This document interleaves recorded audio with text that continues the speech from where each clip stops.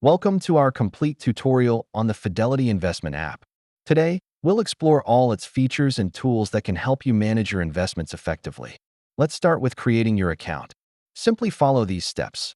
First, download the app, then click on Sign Up and fill in your personal details. Once you're signed up, you'll land on the home screen. Here's a quick overview of the main interface and where to find what you need. Now, let's dive into your investment options. You can explore stocks, ETFs, mutual funds, and more, all at your fingertips. To make informed decisions, utilize the app's powerful research tools. Here's how to analyze stocks and ETFs effectively.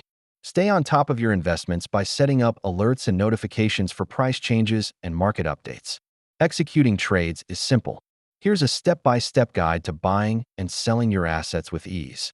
Track your performance and make necessary adjustments by managing your portfolio effectively.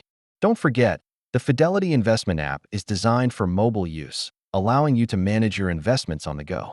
Thank you for watching.